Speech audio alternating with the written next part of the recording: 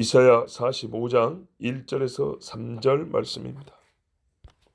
여호와께서 그의 기름 부음을 받은 고레스에게 이같이 말씀하시되 내가 그의 오른손을 붙들고 그 앞에 열국을 항복하게 하며 내가 왕들의 허리를 풀어 그 앞에 문들을 열고 성문들이 닫히지 못하게 하리라. 내가 너보다 앞서가며 험한 곳을 평탄하게 하며 논문을 쳐서 부수며 쇠 빗장을 걷고 내게 흑암 중의 보화와 은밀한 곳에 숨은 재물을 주어 내 이름을 부르는 자가 나 여호와 이스라엘의 하나님인 줄을 내가 알게 하리라. 아멘. 주여. 고레스는 44장 28절에 등장합니다. 내 목자라. 다윗을 부르듯이 불렀습니다. 그리스도 예수님을 부르듯이 불러서 나의 기쁨을 성취하는 자, 이렇게 말했습니다. 실제로 유다인들이 돌아가게 하는데 이 사람은 목자 역할을 해주었습니다. 보호하고 후원하고 먹여주고. 이 충격적인 인물에 대하여 하나님이 그를 일찍부터 택하여 준비하였다는 것을 오늘 지금 말하고 있습니다. 고레스는 알다시피 페르시아 제국, 바벨론 있기, 그러니까 망하기 전부터 있었지만 메대와 페르시아 연합군이었고, 바벨론이 무너진 다음에 본격적으로 페르시아라는 성경의 바사라는 한자 표현이 바사, 부드럽게 바사라고 번역을 한 거고, 페르시아 제국의 황제됩니다. 그래서 영어권에서는 키루스라고 부른다 그랬죠. 키루스 대왕이라고 합니다. 소위 키루스 교육이라는 것도 좀 유명합니다. 자, 그런데 요 사람이 원래 족보가 어쩌냐? 메대 사람입니다. 메대와 파사의 연합군이 바벨론을 무너뜨리고 최종적으로는 파사 페르시아 제국이 세워진단 말이에요.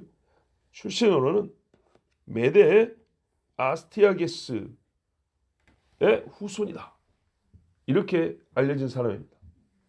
그러니까는 약간 혼혈족입니다. 근데 이 사람이 루디아라는 고대 유명한 왕국이 있었어요. 이 크로이소스라는 루디아 왕이 이 메대직을 침공했을 때 방어하고 격파합니다. 여세를 몰아서 루디아를 정복해 버립니다. 공격당했던 나라가. 이건 굉장히 어려운 이야기입니다. 수비하고 지켜내기만 해도 이거는 잘한 거거든요. 여러분 요즘 최근 TV에 보니까 유명한 전쟁 드라마가 하나 있더라고요. 고려 거란 전쟁. 네.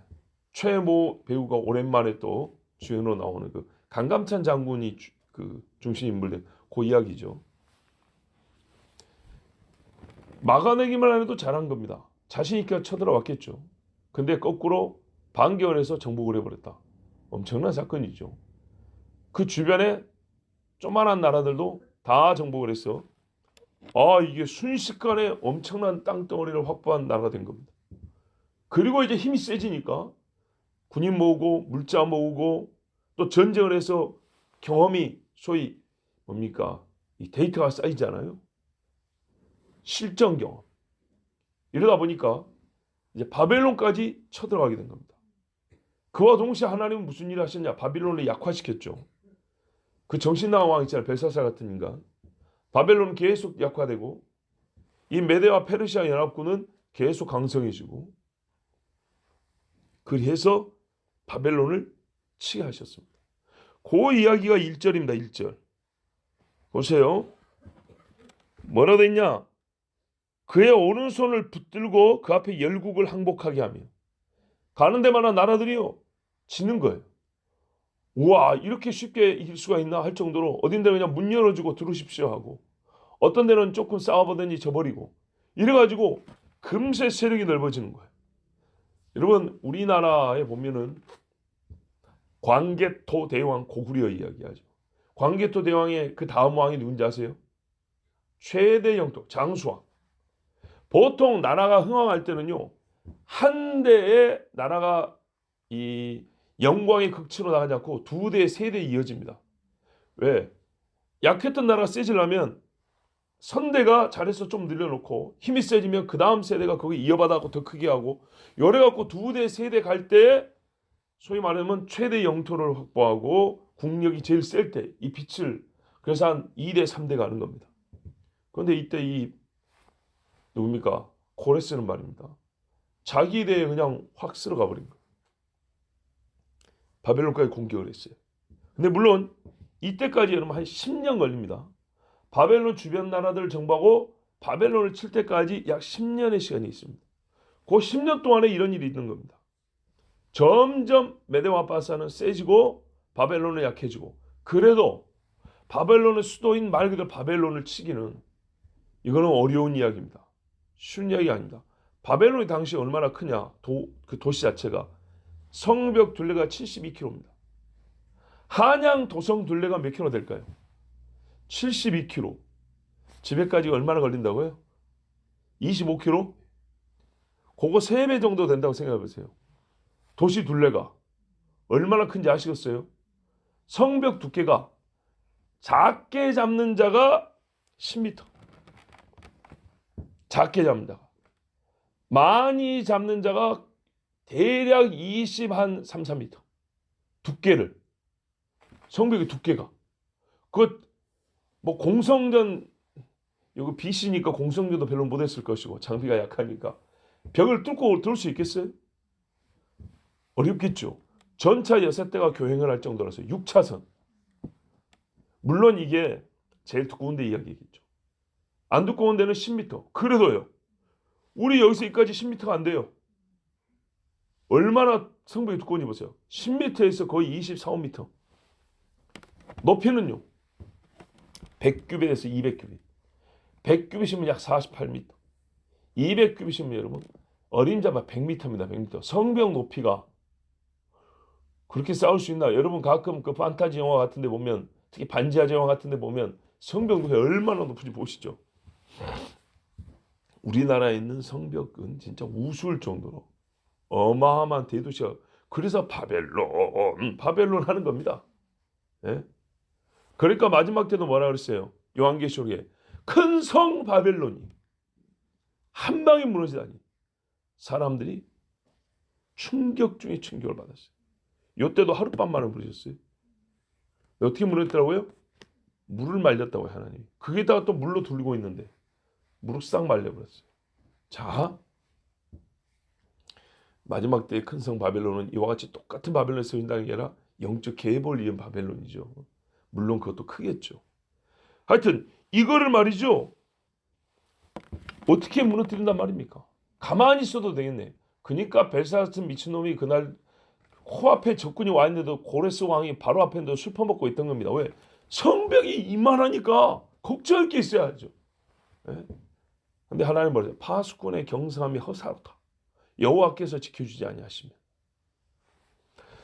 근데 요 사람을 하나님이 뭐라 부르냐? 1절로서 기름 부음 받은 자 그랬어요. 기름 부음 받은 자. 기름을 언제 붓냐? 일하기 전에. 일하게 하려고 기름을 붓죠. 그러니까 얼마나 오래전에 택했는지를 알 수 있는 겁니다. 하나님이 자기 주권으로 정한 자예요. 그래서 하나님이 준비를 시킵니다. 예수님도 이 땅에 어떻게 해요? 준비시켰죠. 다윗도 준비시켰죠. 고레스도 준비시켰어요. 근데요, 영적으로 깨어있는 사람까지는 못 될지라도 하여튼 하나님이 준비시키는 자는요, 자기가 아는 경우도 있고 모르는 경우도 있지만은 준비를 해갑니다. 예. 바울이 하나님이 택했잖아요. 그리고 확 만나주셨죠. 자기가 이방인 열방에 복음을 전할 줄 알아요. 그럼 뭐 했을까요? 하나님이 주권적으로 준비시키지만 본인은 자기 의지를 어떻게 했을까요? 준비하는 데 쓰겠죠. 이 사람이 이 전쟁 10년간의 전쟁이 준비하는 겁니다.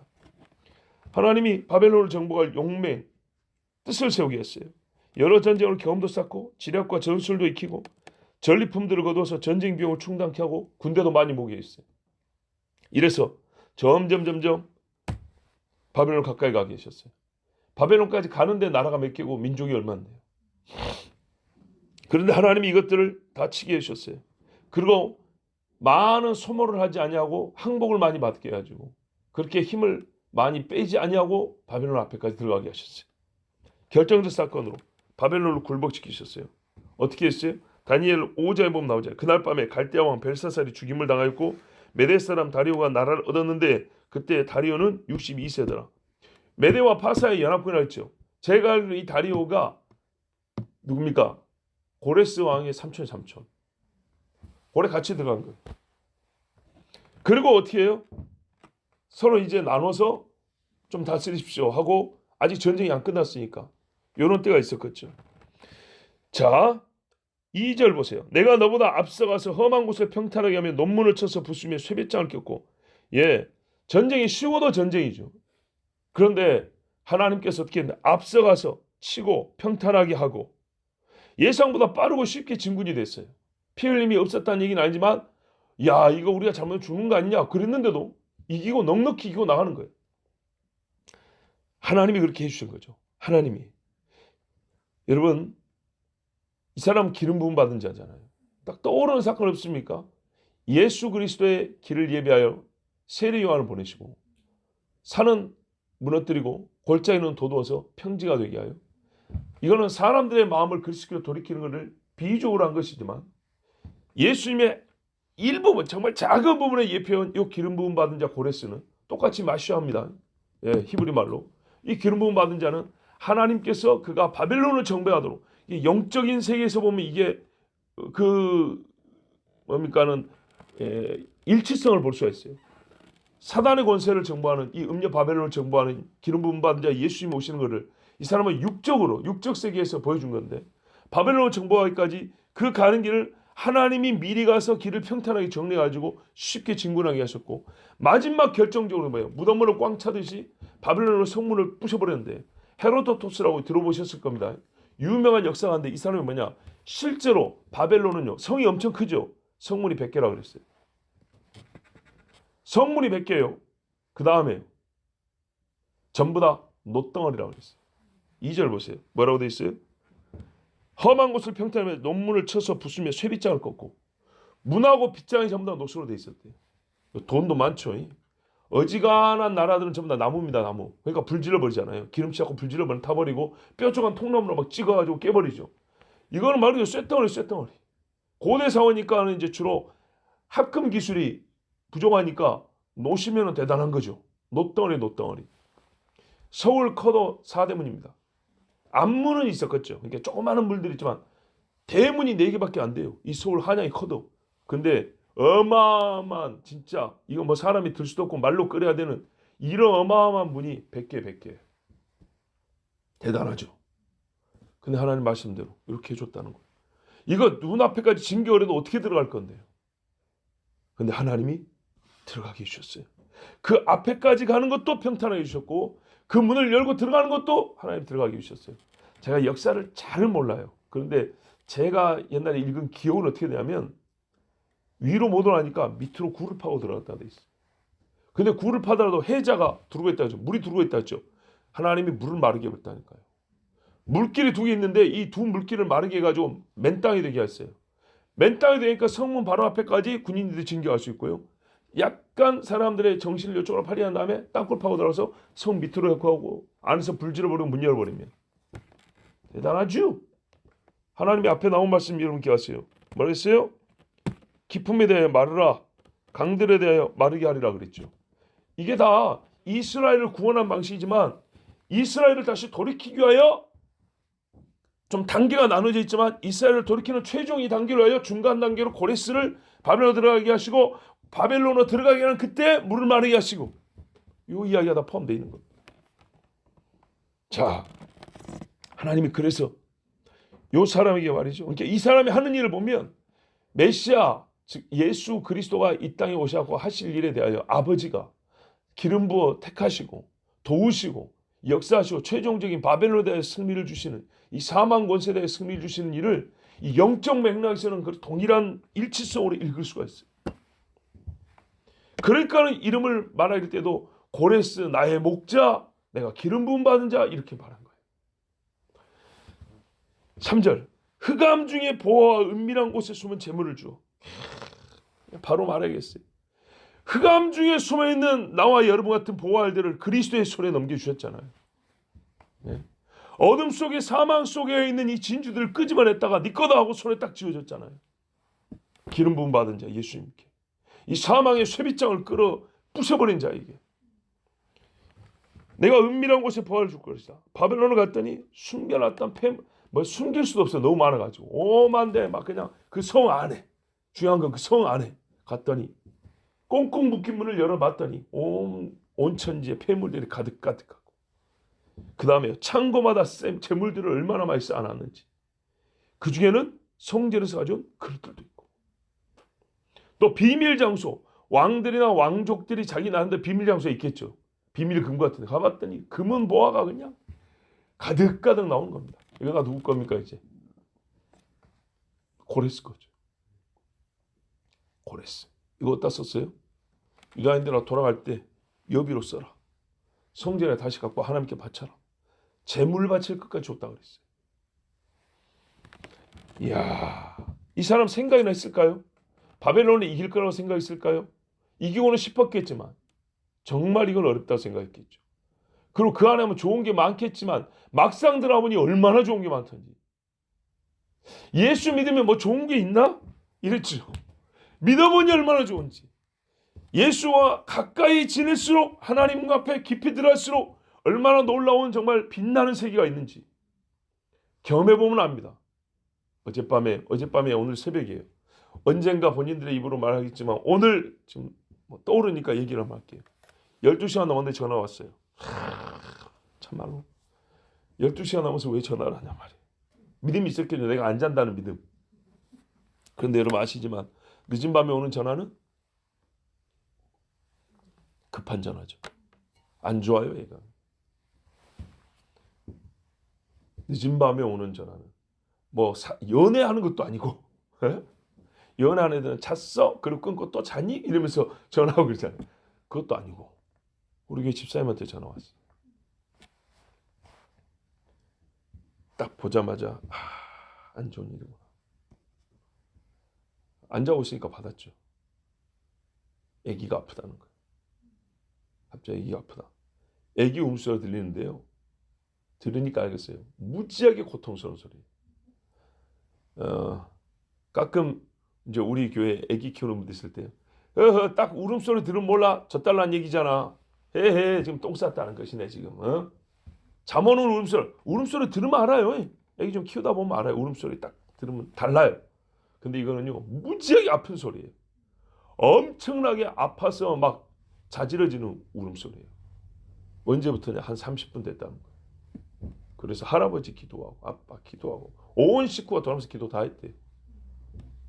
그래서 이제 마지막으로 저한테 기도부터 한다고 그 늦은 시간에 전화를 한 거예요. 잘했어요. 그건 잘했는데 울음소리 들어보니까 제가 그랬어요. 이거 굉장히 고통스러운 울음소리인데 심히 아프다는 거다. 열 있냐? 열 없대요. 잘 놀다가 아까 금방 이제 잘나고 그러는데 잠이 온 소리냐? 아니 키워보면 이 잠 온 소리 아니에요. 잠이 온 게 아니고 아파서 막 몸부림치는 울음소리. 기도합시다. 기도해달라고 했으니까 무릎 꿇고 기도했어요. 그냥 잡고 이렇게 기도하는 게 이거는 무릎 꿇고 하나님 앞에 딱 무릎 꿇고 기도하는데 보세요. 어떤 기도는 누가 시키지도 않아도 예수 그리스도를 명하노니 더러운 귀신아 떠나라 이런 기도 그냥 나옵니다. 근데 어젯밤에 오늘 새벽이죠. 안 나와요. 본인들이 조금 개운하지 않았을지 몰라요. 어떤 무슨 기도를 좀 하다가 만 듯한 그냥 시원하게 듣기라도 시원하게 예수를 명하노니 병이 나을자다 했으면 좋겠는데 그런 소리 안 나가니까 안 하는 거예요. 그리고 전화 끊고 그랬어요. 기도 내용 중에 그런 말이 나오더라고요. 이제 기도말을 어떻게 우리가 다 기억 못 하니까요. 혹시라도 오늘 하루 중에 부모가 혹 이 아이의 육으로만 생각하다가 영적인 뭔가 놓친 부분이 있습니까? 틈새를 버려줘서 악한 것이 들어오게 한 적이 있습니까? 어른들이 뭘 좀 잘못해서 하나님 그러면서 꼭 이런 쪽의 기도만 나오는 거예요.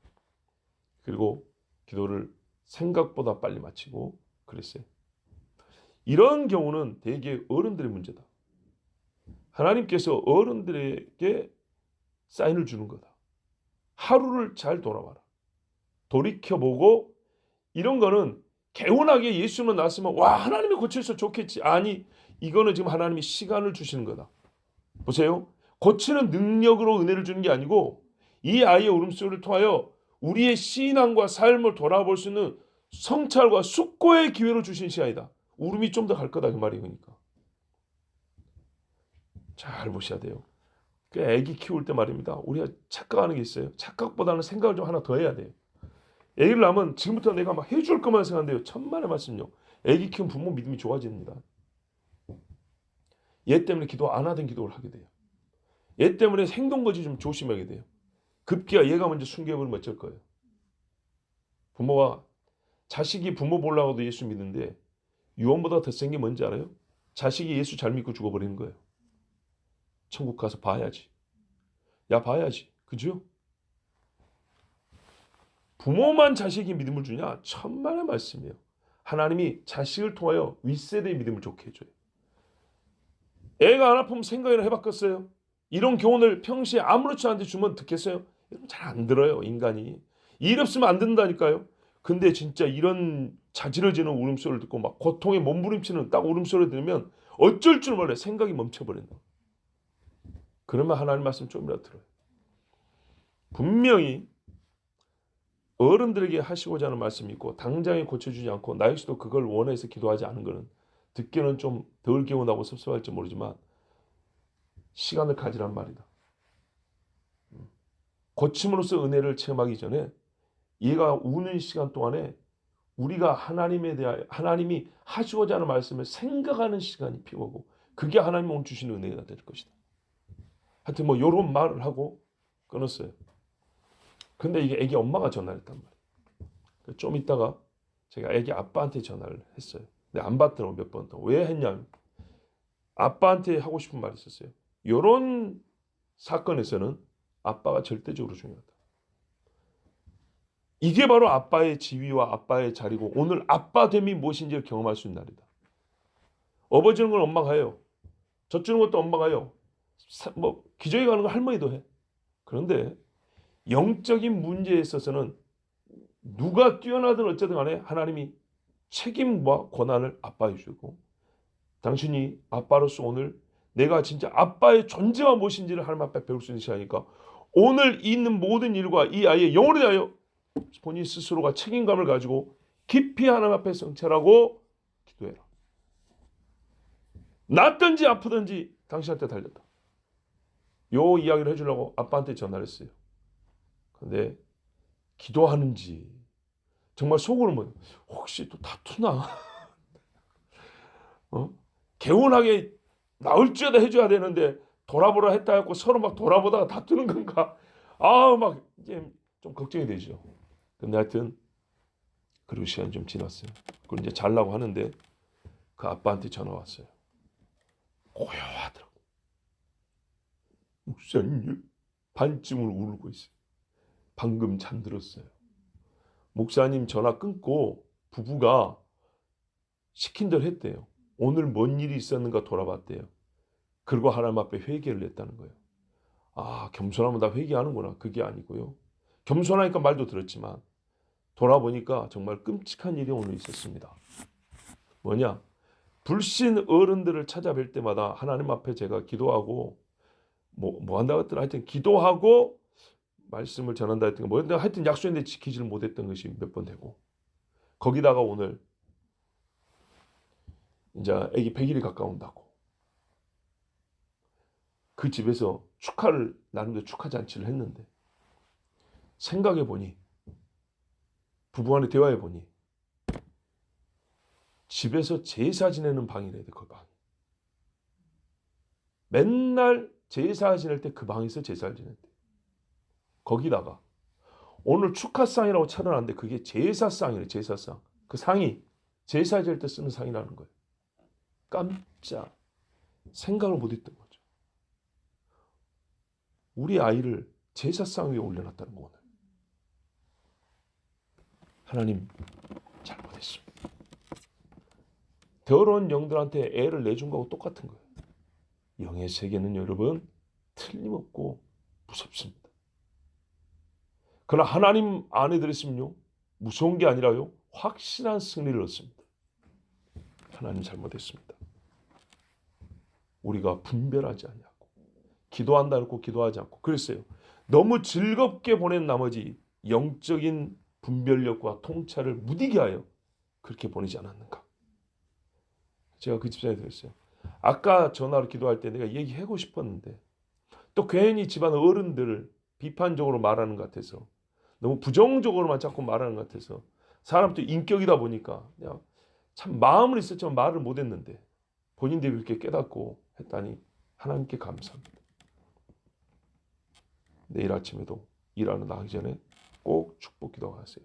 그리고 본인들이 그거를 깨닫고 둘이서 하나님 잘못했으면 기도 시작하자 울음이 딱 그쳐버렸대요. 그리고 잠들었다는 거예요. 이걸 우연이라고 말할 수 있습니까? 이런 건 우연이라고 말하는 게 아닙니다. 어둠의 권세를 하나님께서요, 높빗장을 깨버린다니까요. 문을 깨버린다니까요. 문제는요, 하나님이 하시는 말씀을 알아듣는 것부터 시작인 거예요. 하나님이 지금 우리에게 뭔 말씀을 하시려고 이런 사인을 주시는가? 하나님이 주신 사인한 것도 알아야 되겠죠.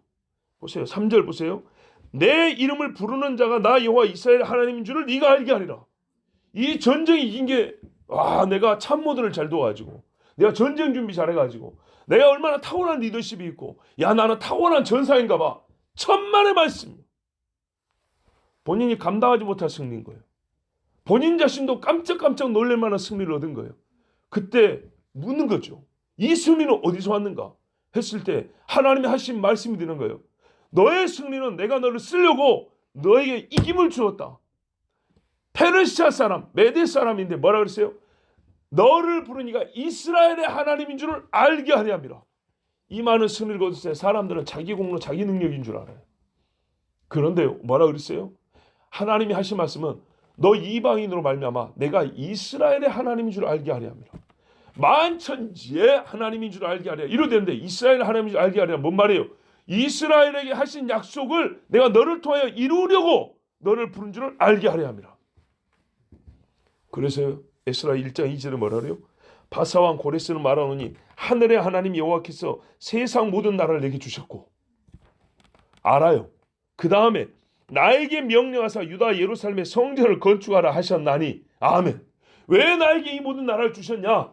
왜 나에게 힘을 주셨냐? 유다를 쥐고 있는 바벨론을 정복하게 하신 이유는, 사실상 세상을 정복하게 하신 이유는 그 정도의 힘이 있어야 이 악한 이들이 잡고 있는 이 세상에서 유다인들을 풀어서 돌아가게 할 수 있다 이 말입니다. 하나님이 그 일을 하게 하시려고 너를 만국을 이기게 하고 바벨론을 정복하게 하였나니, 이거를 고레스가 깨달았다는 얘기입니다. 맞아요. 하나님이 하시는 자, 내 이름을 부르는 자. 누가 나를 부르지? 고레스야 고레스야 누가 나를 부르지? 모세야 모세야 누가 나를 부른가? 이스라엘의 하나님, 이스라엘의 하나님. 여러분, 하나님께서 하시는 일을 보십시오. 하나님 일하는 크구나, 속도가 빠르구나, 규모가 정말 대단하구나, 압도적인 승리를 주시고 방법도 정말 지혜로우시구나, 이 정도가 아니에요. 이거 다 하나님 대해서 우리가 알고 은혜를 받아야 되지만 핵심이 뭐냐면요, 이스라엘과 맺은 약속을 지켰다는 겁니다. 이스라엘과 맺은 약속을 지키기 위하여 이스라엘의 하나님인 줄을 알게 하려고 고레스를 이렇게 부르시고 승리케 했다는 겁니다. 그러니까 고레스가 페르시아라는 제국을 세웠을 때 이스라엘을 생각하지 못하면 헛것이 되는 겁니다. 이스라엘에 대하여 선한 뜻을 가지지 못하면 하나님을 배역한 꼴이 되는 겁니다. 자기 백성을 구원하시고 온 세상에 또한 구주 보내시는 언약을 신실하게 이루시는 하나님, 그리고 그 메시아가 왔을 때 할 일을 이방 사람 고레스를 통하여 미리 보여주시는 하나님. 한 가지 일로 두 가지, 세 가지 일을 하시잖아요. 하나님의 지혜가 놀라울 뿐만 아니라 이 모든 일을 약속대로 하시는 하나님. 세상 구주를 보내주시는 것을 이스라엘을 구원하심으로 그 절대적 상징을 우리에게 보여주시는 하나님. 얼마나 신실하신 하나님인지 모릅니다. 여러분, 그러므로요, 고레스는 사실은 하나님의 이 언약의 성취의 한 경점에 있는 사람일 뿐입니다. 우리도 역사 중에 한 경점이에요. 우리가 사는 시기는 한 점과 같아요. 그런데 하나님이 이 긴 세월 동안에 하나님이 약속을 다 성취하는데 우리를 통하여 그 한 경점의 일을 이루시고 그 약속과 약속을 이어가게 하심을 얼마나 감사합니까? 고레스는 이걸 알게 한다고 했어요. 하나님이 알게 한다고. 우리도 그걸 알아야 됩니다. 우리가 대한민국 이 시기에 태어나서 이 서울 바닥에 살면서 여기에 교회를 세우고 하나님 앞에 예배하면서 하나님 나라를 듣고 배우며 또한 우리 삶으로 그를 이루어가는 것, 이 모든 것이 하나님이 나를 부르신 것이고 하나님이 본인의 뜻을 이루어가는데 우리를 사용하심을 은혜로 감사하며 하나님의 신실하심을 찬송할 것입니다. 우리도 알아야 됩니다. 과연 하나님이 이스라엘 하나님이요 또한 나의 하나님이다. 정말 하나님께서 원수의 문을 부셔뜨리시고 우리로 하여금 예수 그리스도의 이름으로 오늘 고레스처럼 승리하게 하시기를 원합니다. 리브가가 시집 올 때 뭐라고 그랬습니까? 그 오빠 라반과 그 집안 사람들이 내 누이여 너는 천만인의 어머니가 될 것이고 내 자손이 대적의 성문 위에 앉으리로다. 이게 축복말이었어요. 하나님께서 아브라함에 하신 약속이었어요. 근데 이 집도 똑같은 그런 고백과 원함을 축복을 했어요. 믿음의 사람들의 목적과 믿음의 사람들의 보는 것은 이때까지마도 일치했습니다. 여러분, 우리가 살면서 최고의 영광은 곧 그리스도께서 사단을 밟으신 그 영광, 거기에 동참하는 것입니다. 하나님께서 그렇게 믿는 자에게 이루어 주실 줄로 믿습니다. 기도하겠습니다. 아버지 하나님 감사합니다. 오늘도 우리를 인도하시고 생명 주셔서 주님 앞에 나오게 해주심을 감사합니다. 흑암의 권세를 무너뜨리는 것은 하나님이 살아계심과 또한 하나님이 나를 부르셔서 이스라엘의 하나님인 것을 알게 하려고 지금 고레스를 부르셨습니다. 또한 우리를 불러 택하시고 일하실 때마다 과연 하나님은 언약하시고 성취하신 하나님이심을 알게 하여 주시는 그 뜻이 있음을 오늘 또한 알게 해주셔서 감사합니다. 아버지 하나님 겸손하게 하소서, 듣게 하소서. 하나님이 주시는 승리 가운데 여호와가 이스라엘의 하나님인 것을 알게 하여 주시옵소서. 주여 우리의 믿음을 돌아볼 수 있는 눈도 허락하여 주시고 진실로 하나님이 하신 그 엄청난 능력과 광대한 지혜를 늘 찬송하는 백성이 되게 하여 주시옵소서. 예수 그리스도의 이름으로 기도하옵나이다. 아멘.